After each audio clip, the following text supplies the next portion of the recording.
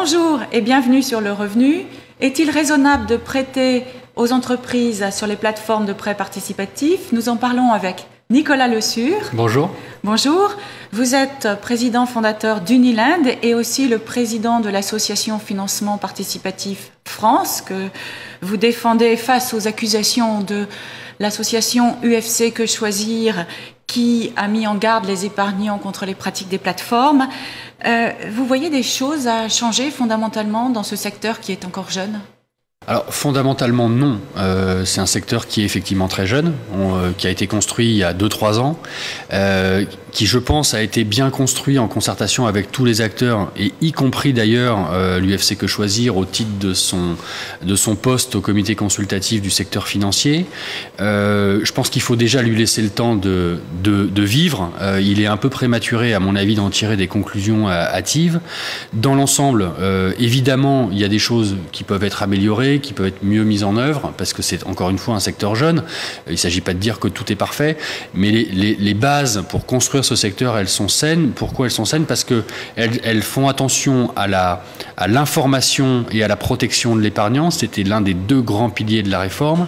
Et en même temps, elles font attention aussi, parce qu'il ne faut pas oublier que les plateformes ont 2 clients, l'épargnant prêteur, mais aussi l'emprunteur chef d'entreprise.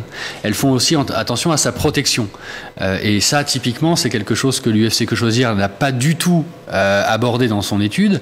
C'est que nos plateformes ont bien vocation à mettre en relation 2 populations qui n'ont pas l'habitude de se parler sous cette forme-là. D'un côté des épargnants prêteurs et de l'autre des entreprises emprunteuses qu'il faut aussi protéger contre tous les abus, bien évidemment. Oui, enfin, alors ces plateformes voient le côté consommateur et vous accusent d'afficher des taux de rendement, de mettre en avant des taux de rendement très, très élevés, parce que les prêts aux entreprises sont conclus quand même à des taux de 7-8%, et de minorer vos taux de défaut. Et notamment, votre plateforme Uniland est mise en cause sur son calcul. Alors, elle est mise en cause sur son calcul, en effet, à tort. Parce que l'UFC Que Choisir a tout simplement pas compris une chose fondamentale, c'est qu'on est la plateforme qui publie le plus de statistiques et la plus grande transparence de données. Oui, et tout simplement, on est le secteur. Je pense qu'on est le secteur de l'épargne le plus transparent qui soit. Ça, je pense que c'est incontestable. Et au sein de ce secteur, je pense qu'Uniland est la plateforme la plus transparente qui soit sur ces statistiques. Simplement, ce que n'a pas voulu comprendre l'UFC Que Choisir, c'est qu'Uniland s'est créé avant tout le monde, et même avant la réglementation. Donc on a des statistiques qui prennent en compte toute cette historique. On a fait le choix, en fait, de montrer tout. Donc on répond évidemment à nos obligations légales telles qu'elles sont prescrites par la loi, mais sur la période qui est de l'encadrement. Et on rajoute à tout ça tout ce qui a été fait avant, qui était parfaitement légal, mais pas dans le même encadrement qu'aujourd'hui. Donc tout simplement, les chiffres que donne l'UFC Que Choisir et les affirmations sont fausses. Mais c'est vrai que c'est déroutant, parce qu'on voit que légalement, le taux de défaut auquel vous arrivez, c'est 1%, parce que ça concerne les prêts réglementés. Votre taux de défaut sur l'ensemble des prêts, il est supérieur. Il est selon vous de 8% et selon Que Choisir de 14%. Vous avez un peu répondu en disant que le vrai calcul ne serait même pas celui qu'a fait Que Choisir ou celui que demande la CPR, mais qu'il faudrait calculer le taux de défaut sur le capital emprunté et non pas sur le capital restant dû comme le demande la CPR. C'est pas la CPR qui le demande, c'est la loi. Et effectivement, je pense qu'il y a un consensus au sein des acteurs du secteur et on est en train... D'abord, on en a déjà parlé avec le régulateur depuis des mois et on est en train nous-mêmes de prendre des mesures collectives là-dessus, en tout cas d'y réfléchir. C'est que le taux de défaut qui est donné comme indicateur par la réglementation est parfaitement trompeur. Pourquoi? Parce qu'en fait, il rapporte les pertes à ce qui reste à rembourser. Donc au bout d'un moment, je vais vous le dire de manière un petit peu abrupte, mais c'est la réalité, toutes les plateformes, un jour, peuvent avoir un taux de défaut de 100%. Pourquoi? Parce qu'à un moment donné, le capital qui reste à rembourser, il finira par être remboursé. Et donc, mais par contre, les défauts restent. Donc si vous voulez, mécaniquement, ce taux est trompeur. Il ne tient pas compte il y a 2 choses qu'il oublie. La première, c'est qu'en fait, un taux de défaut, on le compare avec l'argent qu'on a effectivement prêté, combien j'ai perdu sur combien j'ai misé. Finalement, c'est très classique. C'est de la mathématique financière. C'est de la mathématique financière. Ouais. Donc aujourd'hui, si vous avez, par exemple, prêté 100 et que vous avez 3 de défaut, vous avez 3% de taux de défaut. Le fait que les 100 se remboursent peu à peu ne change rien à l'affaire. Vous avez toujours perdu 3 €. Voilà. Dans le taux légal, potentiellement, on vous dit que vous avez tout perdu, ce qui est faux. Deuxièmement, le taux de défaut, en soi, n'est pas un indicateur pertinent, en tout cas pris isolément. Pourquoi ? Parce que il faut le rapporter au taux d'intérêt des prêts. Et selon les plateformes, selon les politiques de risque des plateformes, vous pouvez avoir, in fine, des plateformes dans lesquelles vous allez avoir, par exemple, un taux de défaut plus élevé, mais un taux d'intérêt significativement plus élevé, et d'autres sur un taux de défaut plus bas, mais un taux d'intérêt plus bas. Et in fine, ce qui compte, c'est quoi ? C'est combien j'ai gagné, combien j'ai mis, combien j'ai gagné, combien j'ai perdu. Quelle est la différence ? Quel est mon gain ? Quelle est ma vraie plus-value finalement ? Est-ce que les plateformes ajustent réellement les taux d'intérêt à haut niveau de risque? Est-ce que ça reflète bien? Alors, ça le reflète bien. L'avenir le dira de manière plus certaine. Mais aujourd'hui, ce qui semble assez évident, c'est que les plateformes tiennent compte dans le niveau de taux d'intérêt qui est proposé du niveau de risque, quelle qu'elle soit, que certaines au tout début aient mal évaluer ce risque, etc., ça peut arriver, parce qu'il ne faut pas oublier qu'il y a parfois une dimension un petit peu solidaire dans cette démarche. On se dit, finalement, on va prêter à des petites entreprises, c'est utile, ce qui est vrai, ça crée des emplois, c'est vrai. Il ne faut pas oublier que malgré tout, il faut pas que cette affection ou que cette empathie pour les entreprises qui est réelle et qui est importante dans notre secteur se fasse complètement au détriment du rendement financier. Mais pour autant, ça ne veut pas dire aussi qu'il faut regarder ce placement uniquement d'un point de vue financier. Énormément des gens qui sont sur nos plateformes et qui prêtent sur nos plateformes ont cette double intérêt qui est de dire, finalement, c'est le cœur et la raison. C'est-à-dire que la raison, c'est j'espère gagner un taux d'intérêt intéressant, et le cœur, c'est mon argent sert à quelque chose. Et au fond, moi, je me rappellerai longtemps d'un prêteur qui m'a dit, chez vous, je sais que je peux perdre de l'argent, mais c'est comme en bourse. Sauf qu'en bourse, j'en ai rien à faire des Total ou BNP Paribas parce qu'ils n'ont pas besoin de mon argent, alors que la PME du coin, au moins je l'aurais peut-être aidé et au moins ça aura peut-être servi à quelque chose. Voilà. Donc il y a cette dimension, je pense, si vous voulez, de responsabilité, de traçabilité de l'épargne qui est très importante dans nos plateformes et qui se mesure différemment évidemment du taux d'intérêt et peut-être de manière moins quantitative. Ouais. Alors une des demandes de Que Choisir justement, c'est de dire qu'il faut mieux mettre en garde les particuliers. Qu'est-ce que vous faites pour cela ? Écoutez, ça c'est un reproche que je trouve assez curieux. Alors il peut y avoir certaines plateformes qui font pas suffisamment, mais pour ce que je connais d'Unilen, à toutes les pages, il y a marqué que c'est risqué. On a même des prêteurs qui nous disent pourquoi vous le mettez partout ? On a compris. Donc oui, nous on fait le choix de le mettre partout. On a créé notre propre avertissement sur les risques ex nihilo il y a 3 ans. Prêter présente un risque de non-remboursement. Répartissez bien vos prêts, ça c'est très important, on pourra y revenir. Et ne prêtez que de l'argent dont vous n'avez pas besoin immédiatement. Pourquoi ? Parce que évidemment, on peut perdre tout ou partie de son capital sur un prêt, mais de surcroît, ça n'est pas un placement liquide. C'est-à-dire que vous ne pouvez pas, comme le livret A, décider que l'argent que vous avez mis sur Unilen, vous pouvez le retirer du jour au lendemain. Donc ça, je pense qu'on le dit absolument partout.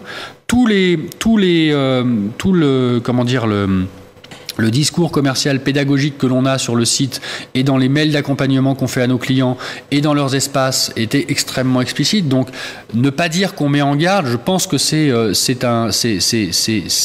un peu du dénigrement, si vous voulez. Après, la question, c'est de savoir si, culturellement, on est capable d'accepter en France des placements qui présentent une part de risque. Et à mon avis, le débat culturel, il est vraiment là. Parce que finalement, quand vous regardez ce que publie généralement l'UFC Que Choisir sur les sujets d'épargne, au fond, on a l'impression que si tous les Français pouvaient être juste en livret A et en fonds en euros d'assurance vie, tout le monde dormirait plus tranquille. Peut-être, c'est pas le sujet. Nous, on n'a pas vocation ni à remplacer le livret A, on s'est jamais comparé au livret A, ni à remplacer l'assurance vie, on s'est jamais comparé à l'assurance vie. C'est une autre forme de placement complémentaire pour les gens qui sont capables de prendre un peu de risque et qui, de ce fait, peuvent avoir un peu plus de rendement, c'est tout.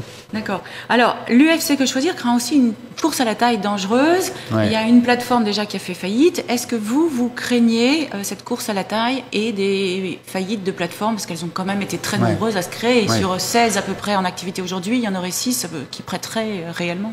Oui, alors écoutez, c'est certain que la taille des plateformes est un enjeu. Pourquoi? Parce que c'est cette taille qui leur permettra d'atteindre l'équilibre financier. Donc il faut que les plateformes grossissent pour justement protéger les épargnants, parce que si elles sont profitables, elles ont une pérennité qui assurera davantage les épargnants. Maintenant, cet enjeu de taille, il ne doit pas se faire au détriment de la qualité des crédits qui sont faits. Aujourd'hui, pour vous donner un exemple, nous, sur Unilen, on reçoit 1500 demandes de financement par mois. On en propose seulement une dizaine à nos prêteurs. Ce serait très facile pour nous d'en proposer 20 ou 30. On les financerait sans aucune difficulté, je pense. Simplement, on fait ce choix de n'en prendre qu'une dizaine parce que c'est celles qui nous paraissent correspondre au niveau de rendement et de risque que sont capables de supporter nos prêteurs.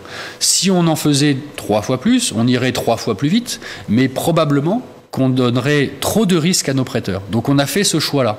C'est un choix qui est volontaire et qui est évidemment...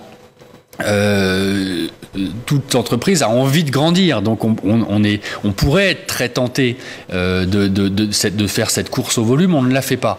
Après, je ne peux pas préjuger des politiques des autres, mais je pense que c'est important d'avoir en tête qu'il faut à la fois avoir de la croissance, mais que cette croissance, elle soit bien gérée par rapport au niveau de risque. Mais on a quand même un engouement des particuliers qui peut-être investissent un peu vite leurs économies, puisque certains dossiers sont bouclés en moins d'une journée.